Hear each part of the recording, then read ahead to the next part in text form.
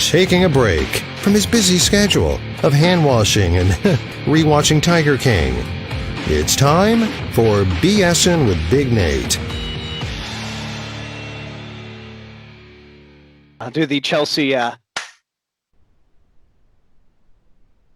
Welcome into BSing with Big Nate. Another lovely edition where we're kicking things off a little differently this week because, well, why the hell not? It's BS and I'm full of it, and figure we'll bring in someone else who is also a little bit full of it. You in the NRV know her as Rene, former host of Rockin' with Rene right here on 105.3 The Bear.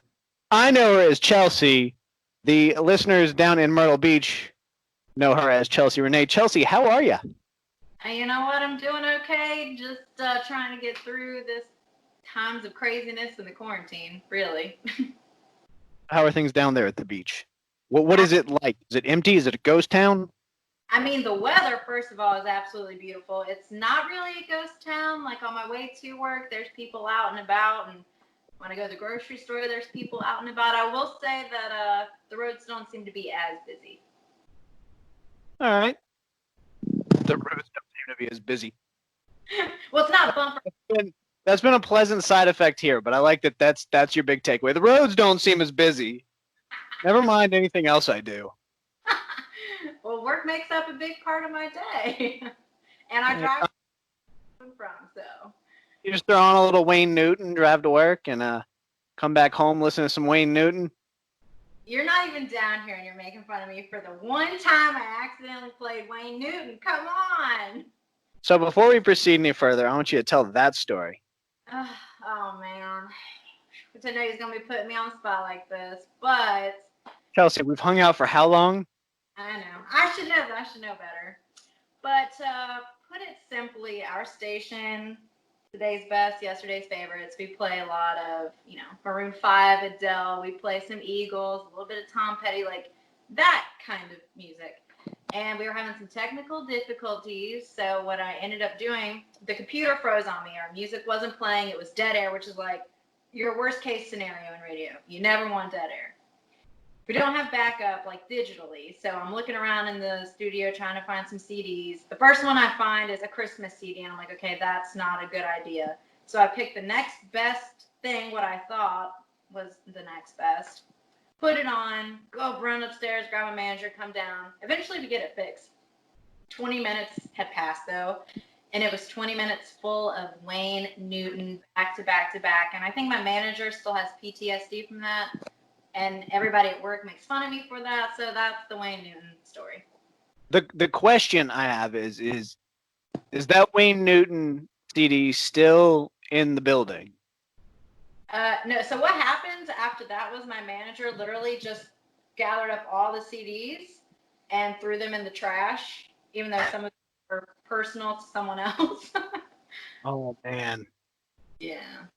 The Wayne Newton story. I'm a big fan. So, I was going to say now we have backup of our files digitally, so hopefully it happens again. are you guys having a hard time finding meat down there?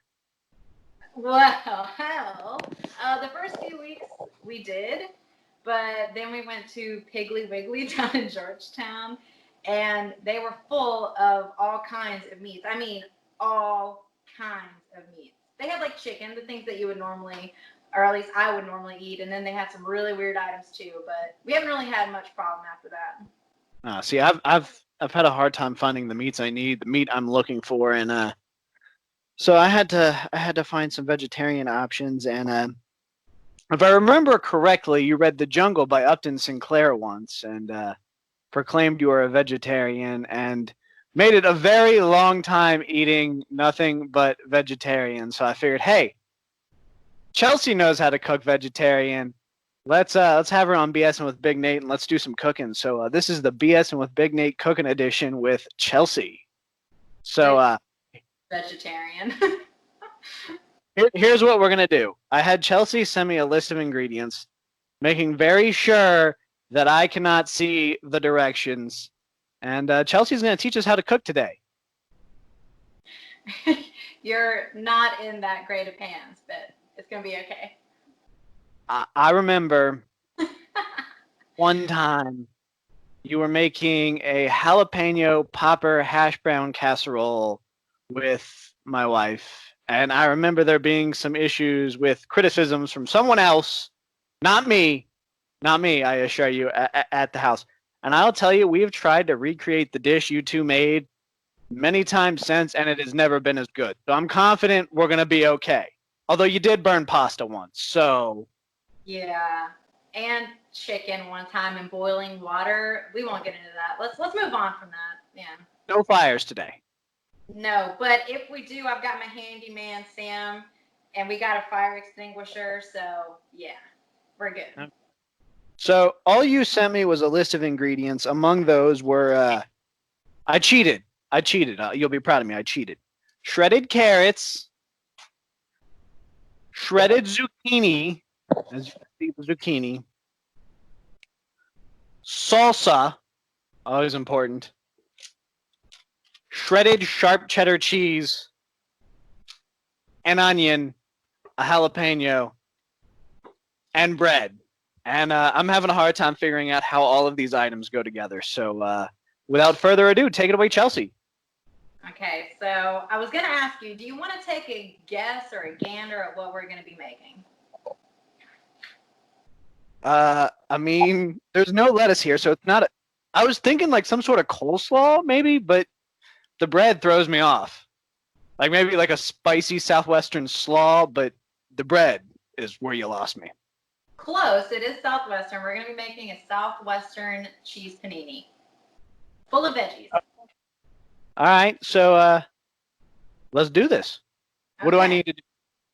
Okay, well, you said that you bought shredded zucchini and carrots already, right? I did. And shredded cheese already? Yes. So I think the next thing we got to do is cut up some onion. You're going to need 1/4 of a cup of finely chopped red onion. And I'm going to go ahead and do it too. Now, when you are cutting these things, when you are, let's say you're told a 1/4 cup of onion, do you actually measure it? You're like, 1/4 cup, probably a 1/4 of an onion?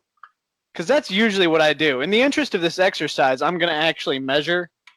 But I often find myself doing 1/4 of an onion. That seems right. In fact, you know what? I'm actually going to test that today. We're gonna take a 1/4 of this red onion, and we're going to put it in our measuring cup. And if it doesn't add up, I've got to apologize to anyone I've ever cooked for, because I like to think I'm fairly competent at eyeballing things. And well, if I've been wrong all these years, I've got to say that normally I'm not measuring, which could have been part of my problem in my first years of cooking. But this time, as you're going to find out when I show you my other ingredients, yeah, I didn't measure, and I think I went a little overboard. But I figured, veggies, you can always use more. So this is a 1/4 of a red onion. I just want you to. This is my 1/4 cup. As far as I know, the Department of Measures and whoever's in charge of deciding those has determined it to be a 1/4 cup. We'll see what happens. You know what? That's another thing. I should compare and contrast these measuring cups and make sure they're actually on the same page. We're gonna open up a whole new can of worms here on BSing with Big Nate. And I'm just curious. The ingredients list you sent me, was that copied and pasted, or did you type those out? I typed them out. You typed them out. Okay. So I sent you a message earlier today asking a question about the jalapeno, and I never really got an answer. So I just went ahead and bought a fresh jalapeno. Was it picked jalapeno pepper, like Peter Pecker pickled peppers? Or Times fast. I can't say it one time fast. I can't say it one time at a normal speaking pace. By the way, 1/4 cup of onion is not a 1/4 of an onion. As you can see, I've got a little bit more here, but I've already cut it. So, to hell with that. We're just going to use it. A little extra onion. Never hurt. Thing. What's that? I did the same thing. I 1/4 the onion, and yeah, it doesn't really look like a 1/4 a cup. It looks a little bit more, but I like onions, so I'm not going to complain. Yeah, exactly. See, we'll be fine. All right, so I got the onion cut. Okay, I got mine cut. Next thing we're going to do is combine it all in a bowl. Does the jalapeno go in there? Oh, so I meant to tell you that when you were talking about the jalapeno. I didn't get your message. I'm sorry. But it was actually supposed to be pickled jalapeno. So unless you want to pickling, which That's I don't know. okay, because I keep pickled jalapeno on hand as well. Oh, perfect. As you well know, I like spicy food, so Well, then go ahead. you need some pickled jalapeno, not just a straight up jalapeno. So, fourth cup of onion. I don't Yeah. have the ingredients list pulled up in front of me, so you're going to have to walk me through this. What else am I throwing in with the onion? So as you may see, my measurements are a little off, but you're supposed to do half a cup of carrots, shredded carrots, a cup of the zucchini, shredded, 4 ounces of shredded cheese. Put that together all in a big bowl. Hold up. We're moving at a pace. This is not the Food Network. This is frankly, I'm not a chef for a reason network. Like this because I'm not either, but me doing this is making me. That's true. I'll grant you that. So now we need you said a full cup of the zucchini. Yes, a full cup.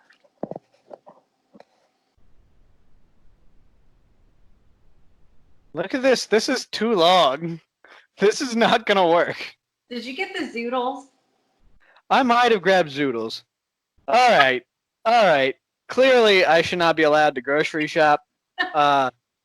This is why grocery pickup always like I let the wife make the list. We get what we need, and I run the substitutions by her, and everyone stays happy that way. So here we go. We're gonna turn these zoodles into shredded. We are step 2, and I am already just winging it. So we're having some fun. That's a fourth cup of some shredded zucchini. We'll call it that. Zoodles. Cup. And hey, I'm actually not doing too bad at eyeballing these so far. It's a little easier with the zoodles. People like use these as pasta replacement because Yeah, it's a good pasta replacement. that might be. Really like a carrot chini. Have you had that before? I'm guessing it's fettuccine made out of carrots. It's more just like shredded carrots, and the shred of the carrot is like a fettuccine. All right, look. I mean, let's call it what it is. People just trying to be carb healthy and eat fine. I have an issue with food impersonating other food. But if I remember correctly, yeah, you once posted a recipe for cauliflower boneless chicken wings, which is frankly an abomination. I've seen people using cauliflower as pizza crust, also acceptable. Cauliflower goes in salads, and maybe you steam it if you want and throw some butter on there, but cauliflower has no business pretending to be pizza crust or wings. Chicken is cauliflower is cauliflower. Just agree to disagree. How many times have you made those cauliflower chicken boneless abominations? Okay, all right. They are cauliflower bites with buffalo sauce, and I've made them a few times, quite a few actually, because they're real, and you should try them sometime. I'll get brave at some point and try them. Fine. Okay, so I got my cup of zucchini. Let's go from there. Oh, did you say something? Yeah, I said I got my cup of zucchini. Where do we go from there? Oh, okay. All right. You got your carrots in there, your cheese in there. No, I haven't gotten my cheese in there yet. I got carrots and the zucchini. 4 ounces of shredded cheese. So that's like half this bag. We'll roll with it. Yeah. You can do a little. I like cheese. We can go a little extra cheese. We can roll with that. All right. Okay.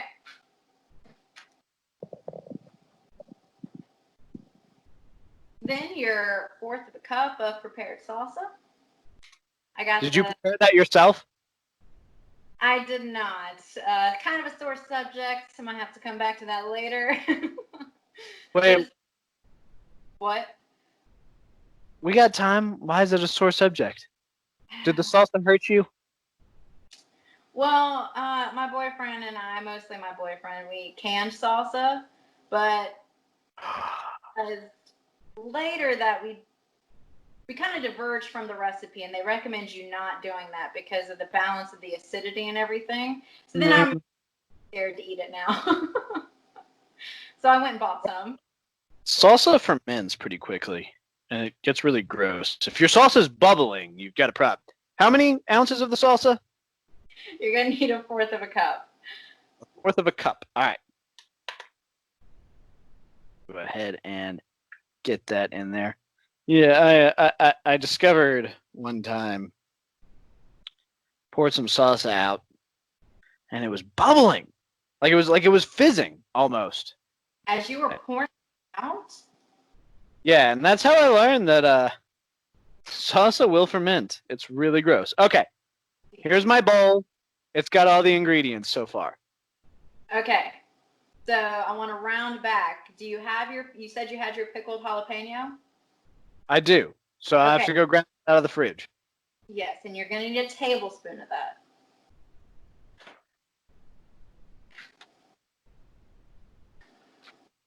A tablespoon of pickled jalapeno. Do. Just go ahead and some theme music while we're here. Not even worrying about. I wonder if I can get in trouble for humming copyrighted theme music. It's okay. I'm tone deaf. They don't know what I was humming. I think you're okay. I think there's probably a tablespoon. Should I mince them? Should I? What should I do? I am opting out of the pickled jalapeno. So are they minced already, or what are they looking like? They're slices. With the seeds still in, mind you. Oh, getting brave. Okay. All right. I would mince them. I do remember that was a concern with the jalapeno hash brown pepper casserole I was referring to. Yeah. If you're not supposed to leave the seeds in. Well, I disagree. I say the spicier the better. It definitely packs a punch when you leave some seeds in. Definitely. All right. So they are added in. Okay. Then you mix it all up. Handy dandy. Any particular mixing device I should be using? I can use this baking spatula. A regular spoon. But if you want to get something different, go ahead.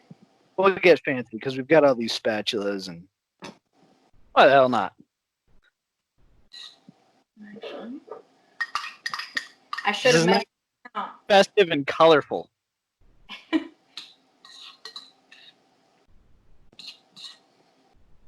Okay, I'm actually going to go back and add a little bit more salsa because I didn't measure out. Everything's off now, and it seems a little dry. Seems a little dry. Yeah. How? Okay. But, like, here's something to consider. This is a panini, theoretically. So, like, what if you end up with really soggy bread? Yeah, I'm not too worried about it. I think that this is so dry that it wouldn't even make the bread soggy. I'm gonna agree with you on mine. How much salsa should we add? I think I'm gonna do just like a couple of tablespoons, maybe 2 tablespoons. I'm going with a fourth of a cup because I don't know if you know this. 2 tablespoons is a fourth of a cup. I did not know that. Thank you. So save you a little time. Just something to consider. JP has a, and I didn't know they made this, but he has a 2 tablespoon. He uses it. Didn't even know that was a thing. Yeah, there we go. That's looking less dry. Of course, I have no idea what this is supposed to look like. So maybe I shouldn't have been so confident in my addition of salsa. But Well, I was gonna say here is just a look at what mine looks like, so we can kind of compare a little bit. like I said, I don't know what it's supposed to look like. So you tell me, does this look right? Well, unfortunately, I cannot see right now. Oh, okay. So you're using the rear-facing camera. That's brave. So to your cameraman, Sam, does it look the same? It's pretty close. Okay. I'll go with pretty close. We'll take it. This is an adventure we're on here. Okay, so you're ready for the next step. What's the next step? Do you have a panini maker? I have a pan and then another pan to place on top. There you go. What you're also going to need is like 2 cans to weigh it down. I got some cans. Okay, good. You know, just check out what you got in your food pantry. We'll have a delicious garden vegetable soup can. That's got some nice weight to it. A little classic chicken noodle. So they got some heft to them. Ooh, beans. We'll use beans too. That should work. Yeah, that's definitely everything down. And I guess I better grab that secondary pan and be prepared.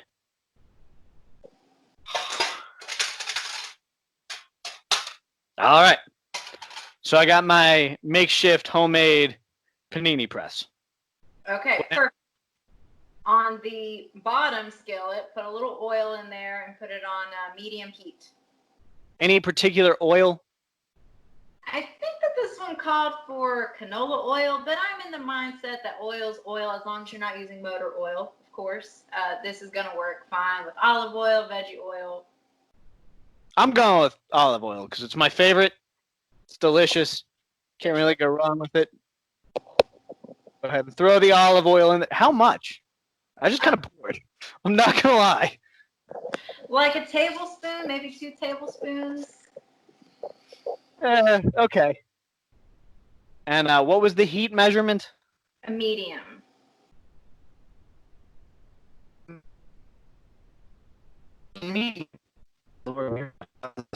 But there's the oil heating.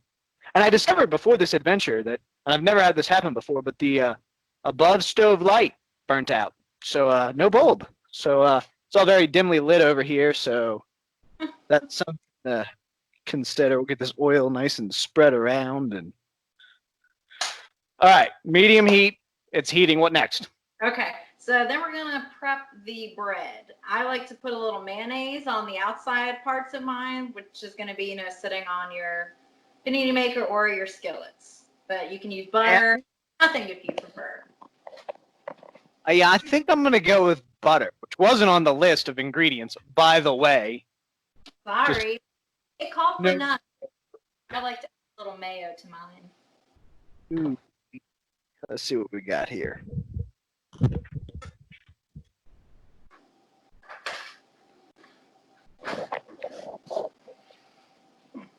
Okay.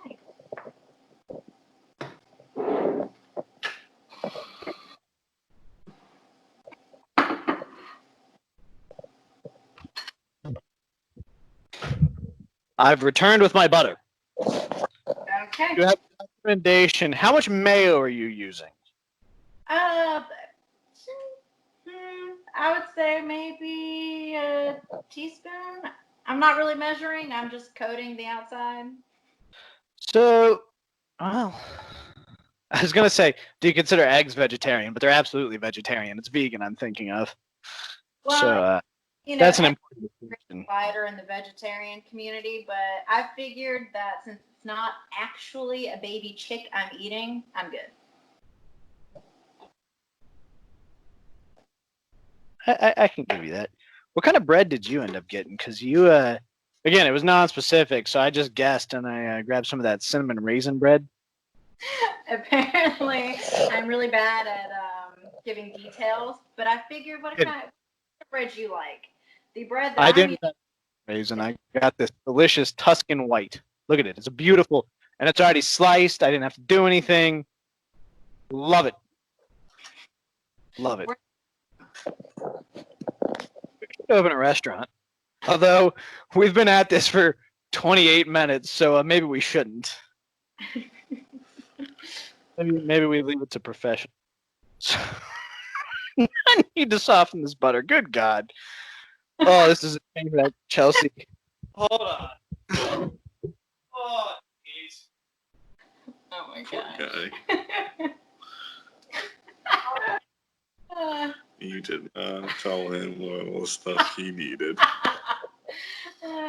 15 seconds to soften butter in the microwave. That feels right. Oh, I'm not using the heel either. That's garbage bread. That can go to the birds. Actually, you should not feed bread to birds. It's apparently really bad for them. Really? I learned that. Yeah, I didn't know that, but I learned it recently. So, well, hey, I'm doing public service here. Don't feed birds bread. It causes them to have diabetes or something. I feel like we have enough time for you to go into that story because I'm curious. It sounds like from personal experience you learned that. That was one of those weird things I picked up in a conversation with Logan. Apparently, he likes to go try and feed the ducks, and they were told they go and buy special duck feed, and I was like, why do you do that? Just feed them bread. No, my girlfriend says, not my girlfriend, his girlfriend. I'm just telling the story from his perspective.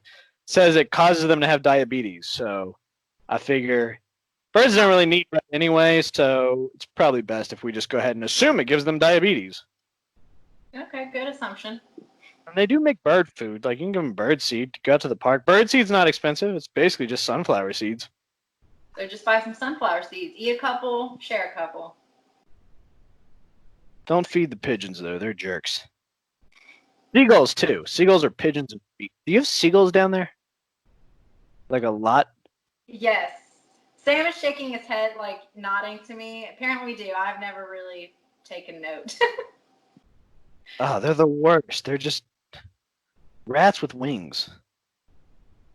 That's what we're learning on BS with Big Nate here is I have opinions, and you're going to hear them, damn it. All right, so the outside of the bread is buttered. Should I butter the inside? I don't think so. If you want to be brave, maybe try it. You know, that's what cooks. Braver than I, you put mayo. Yeah, I slathered that bad boy on these pieces. That's the way to make a grilled cheese or a panini, I'm telling you. What? Yeah. What? Yes. This is the way to go. Okay, do you put mayo on hot dogs? No, but I have tried it. Is it good? Because apparently that's a thing. Like, the further south you go, they start adding weird stuff.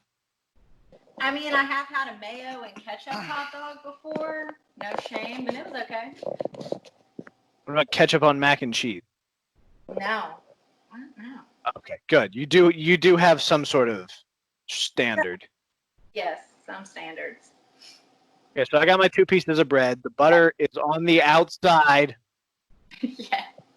Is your pan hot enough? Because then you're going to start assembling this. You're going to put one piece down, fill it up, put the other piece of bread up, and you're going to put 2 sandwiches in the skillet. I forgot this pan was over here hot. That was a real fire hazard. Oh, my Lanta. So I put the first piece of bread face down, butter side down, and then I throw the ingredients in, and then I put the second piece, and then the skillet on top. Am I right? Yeah, you can do, depending on the size of your skillet, you might want to put 2 sandwiches on, but you definitely put 1 on there and do it that way, and then weigh it down with the cans.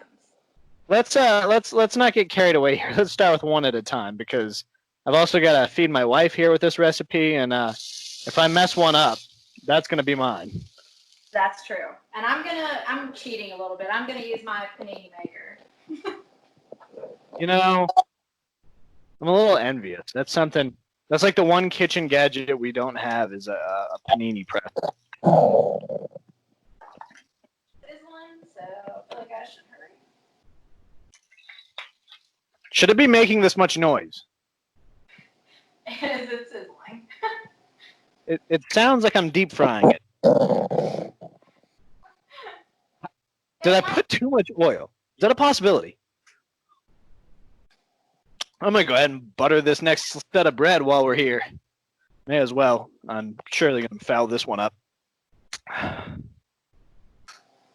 Oh, Lordy.